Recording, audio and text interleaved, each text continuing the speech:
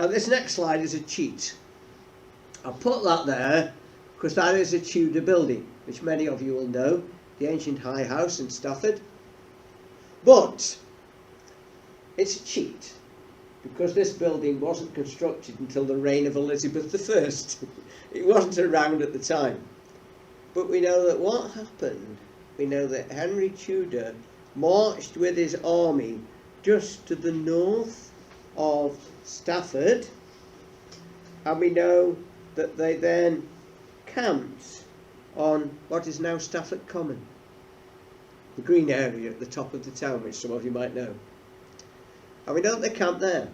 Why were they camping there? Well, we think for a very good reason. By this time, Henry Tudor hadn't just been contacting William Stanley, he'd also been contacting Thomas Stanley. And we know that Thomas Stanley, with his army of about 3,000 men, had already marched through Stafford. He brought his army south from Lancashire and he'd marched through Stafford 2 days before Henry Tudor arrived. He then marched on to Lichfield. What was he doing? Well, he was being quite clever, really. He knew what Richard had done to his son. He'd arrested him. And we know that Thomas Stanley was coming up with two different versions of why he was behaving as he was. If Richard III asked him, "What are you doing?" he would say, "I'm marching in front of Henry Tudor's army. I'm placing my army between him and you to help you defend the realm." Of course, if he was talking to representatives of the Tudors, he'd say something different. He'd say, "I'm marching ahead of you to deal with any opposition you might get from Richard III before you meet up with us." Now we know also that there were lots of messages coming in about William Stanley. And we know that William Stanley had been in a place called Nantwich in Cheshire. He was now marching south-east with his 3,000 men. And we know that this all happened between August the 17th and August the 19th. And we know that on August the 18th, Sir William Stanley's army marched towards the place where I come from, Stone. In fact, my house isn't very far away from that. This is called Crown Meadow in Stone. There's a fire station in front of it on the main A34. And we know that this is where William Stanley's 3,000 men camped from August the 18th to August the 19th. And we suspect that their encampment looked something like this. And that many of them, who were Welsh and who had what were called pikes, long spears, many of them would have looked like that. And many of them would have had very large, heavy horses like this to draw the carts with all their equipment in. And we know that they spent 2 nights camping on Crown Meadow. Why were we doing that? Well, we know that it was because messages were passing backwards and forwards between Henry Tudor, based up on the meadow in Stafford, and the army of William Stanley, based in Stone. And we know that one message in particular was conveyed to Sir William Stanley by a person who's described as a certain parson, telling him that Henry wished to meet him at Stafford, and he would convey him there and present him to Henry Tudor. And we know that on the evening of the 19th of August, this is what happened. We know that William Stanley went from Stone up to Stafford and met Henry Tudor. What was said, no one knows for certain, but people think 2 things would have been said. William Stanley probably said, "I'm on your side," I wish to fight with you, but I can't be too open about this. Richard III has imprisoned my brother's son, and we've got to be careful.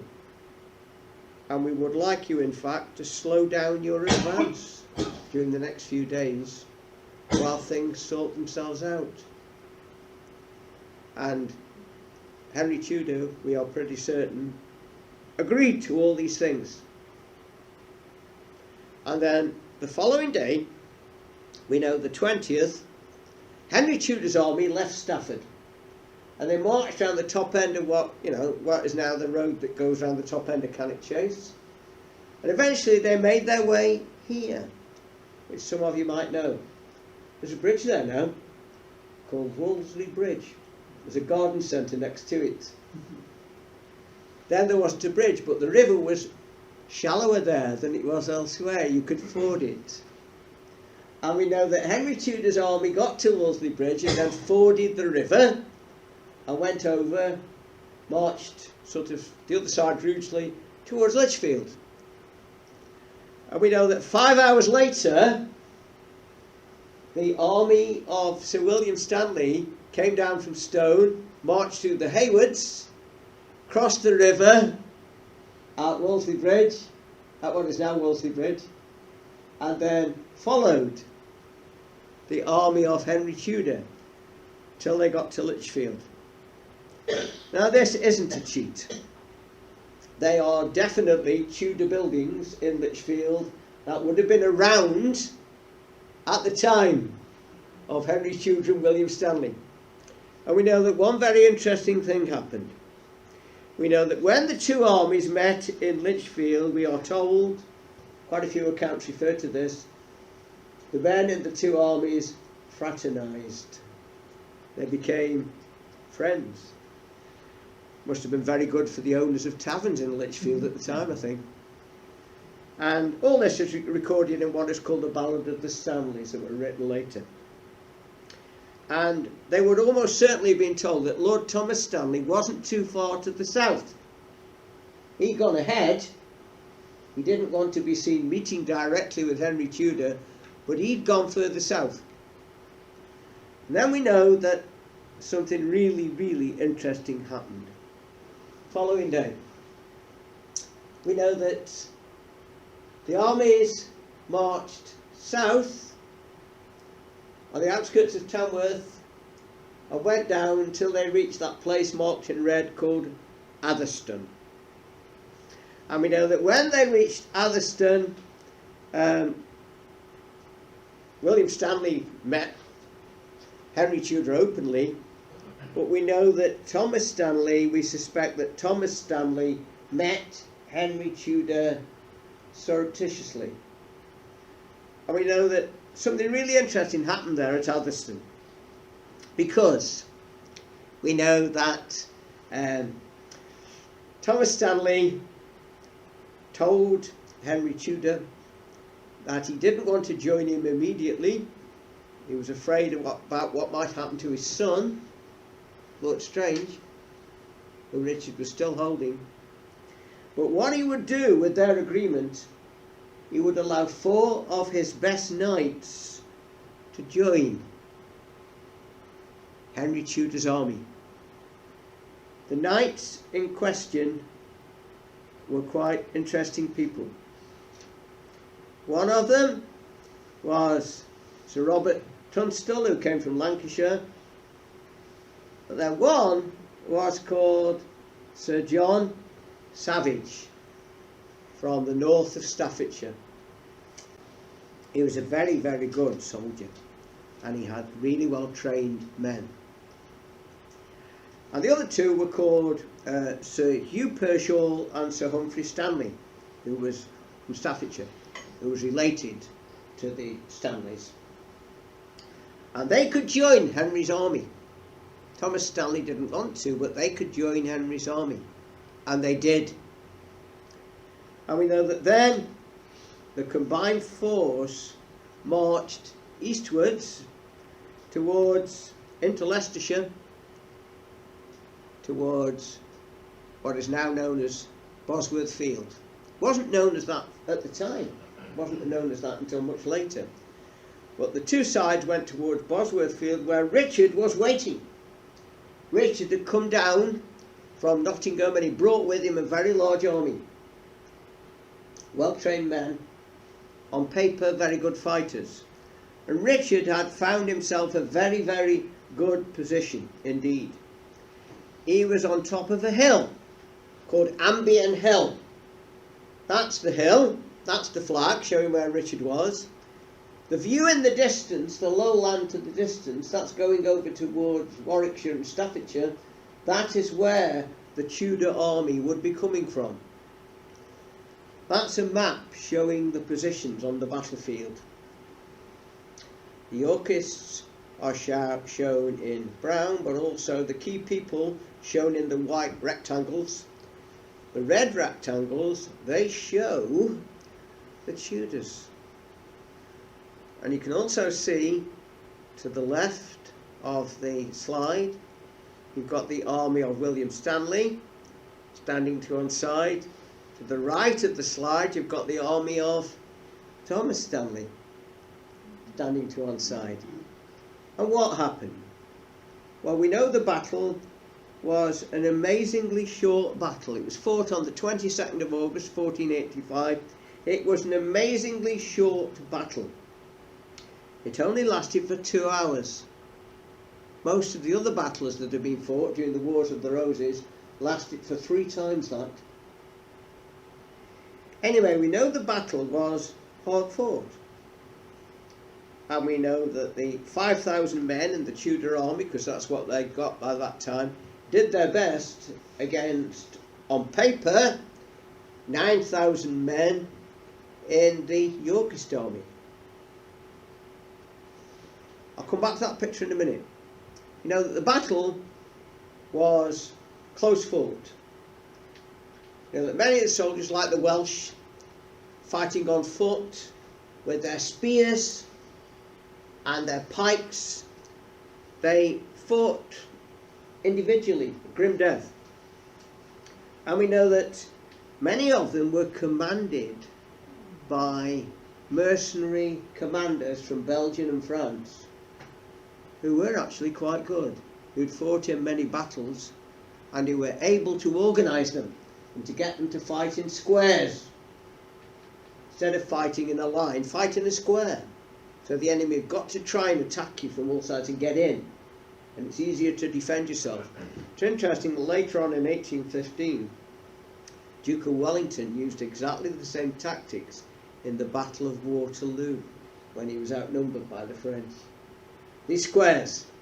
Anyway, the battle went on, and it really did seem as though it would last a long time, because the two sides were experienced soldiers, even though on paper Richard had many more men. Going back to that for a second, what's really interesting, although Richard on paper had more men, many of them never drew their swords in the battle. In particular, the soldiers who were fighting for the Duke of Northumberland, Lord Percy, took no part whatsoever in the battle. Lord Percy held them back. He'd had some horrible dreams the night before about what might happen during the battle, and he said he was not going to fight. Richard must have been aware of this.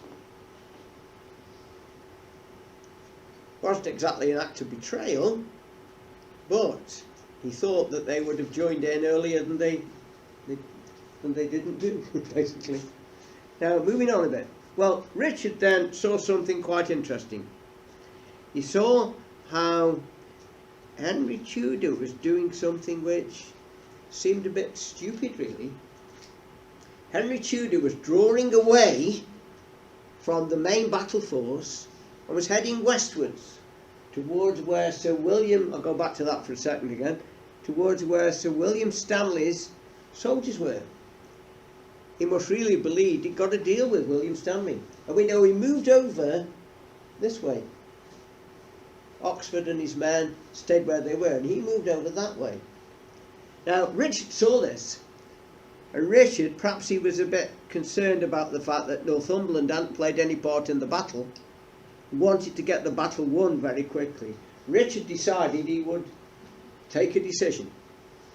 He decided he would take volunteers who were good soldiers down the hill.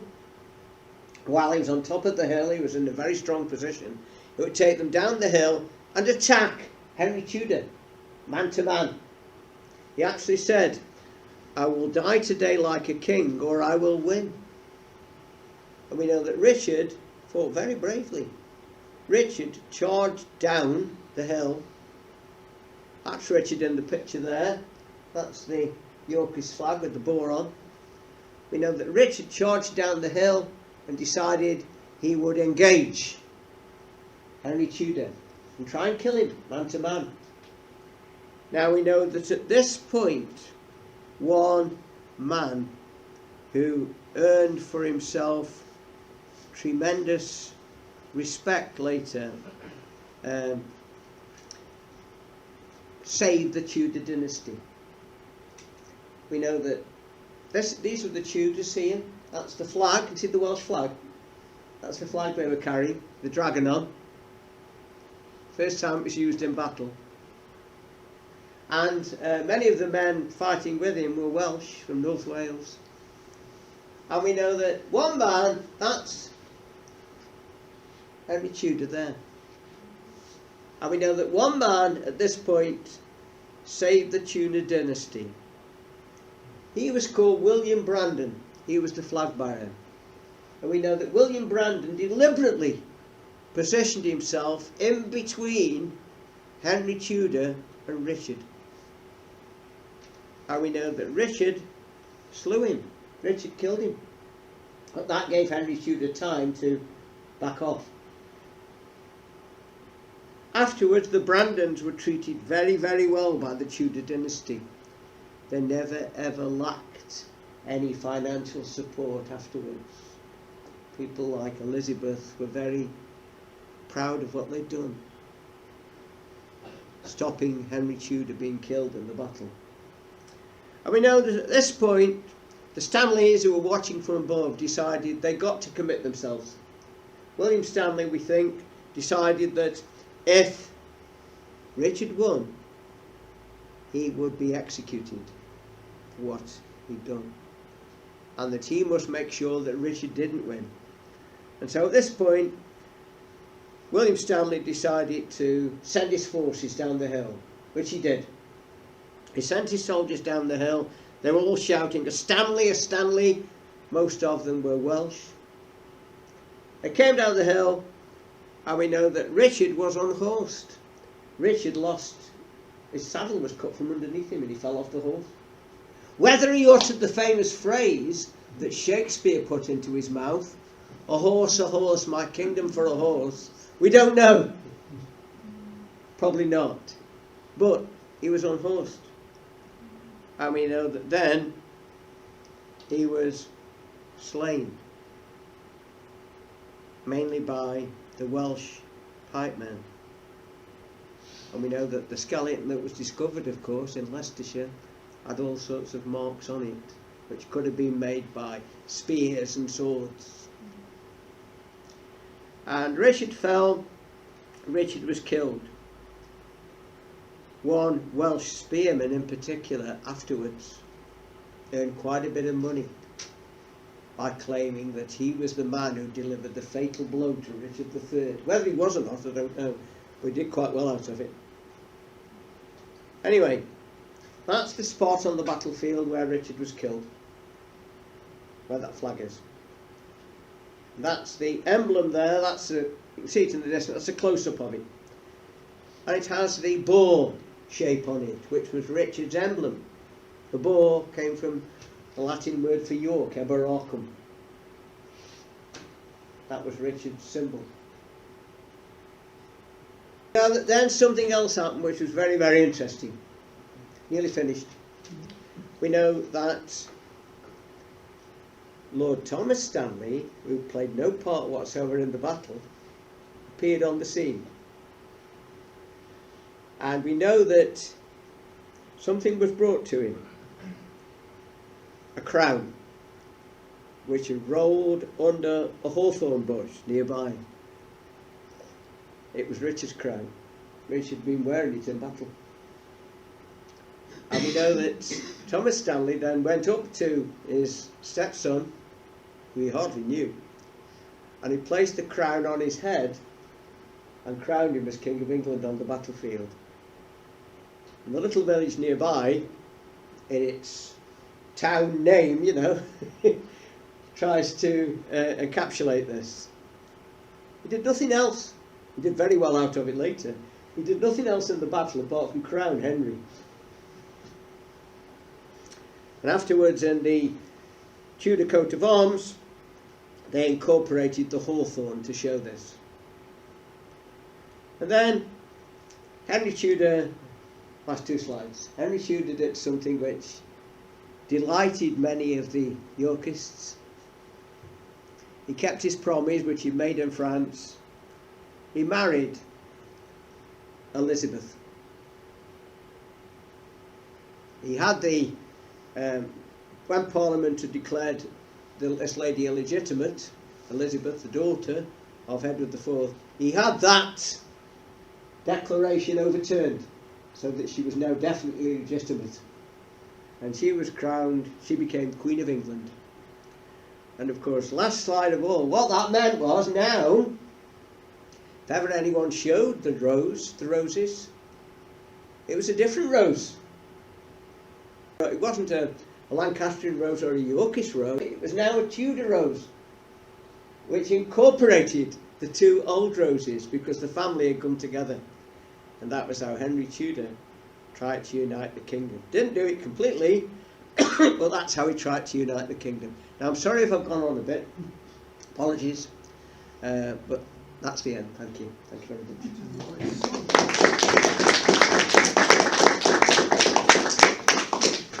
I'll gladly try and answer some questions if you've got it. If I could, do we know why the late Queen was so reluctant to I don't know. I don't know. The bones were buried in Westminster Abbey, and she always claimed she didn't want to sort of disturb the religious nature of the Abbey, you know. But yeah, but could be done, especially now they've discovered Richard's body. Thank you. Do you have an opinion on the fact, Sorry? Do you have an opinion on some people believe that It's difficult. I mean, as a history, I haven't asked the question yet. I can guess what you're saying. Go on. That Edward IV was not the son of the Duke of York. It's not the son of the Duke of York. And therefore the DNA would not, from the princes, would not be relevant. Yeah. Very interesting. Most people have carried out all sorts of, have produced all sorts of lineages, you know, to show that there is a kind of link. There is a link that you could, you know, that Edward IV is. Yeah, I know what you mean. I know exactly what you mean. But most people think that there is a link. I have the same mother, but there is belief that Edward IV was born in Normandy, and his father had not been with his mother for a number of months and could not possibly be his father. Yeah. Because he looked nothing like his father. He was 6'4", and Richard looked very much like the Duke of York, whereas Edward looked nothing like the old Duke of York. Yeah, I know what you mean, but that people, if people have produced these lineages, and it does show a connection. It's not a direct connection, but it is a connection, and then the DNA would show a kind of match, they reckon. The whole thing is, you know, lots and lots of people research it so much, lots and lots of arguments. Was Richard the villain? You know, I mean, people say he wasn't. What if they did the DNA testing and they found that those two weren't actually brothers? Because that's another theory, isn't it? Yeah. Oh yeah. Well, a lot of the old theories have been sort of, if you like, the theories have been sort of, the beliefs have been not proven but almost proven by certainly by DNA. DNA's played a big part in this. Not complete, as you said, but it has played a big part. Yeah. No one knows for certain, but sort of, it's a question of probability. Did Richard know that the princes had been murdered? I was going to say it's a good job Stafford wasn't flooded like it is now. Oh yeah, it definitely is. It definitely is. Yeah, you couldn't park. Yeah, yeah. But Staffordshire did play an interesting role, and that was recognised later.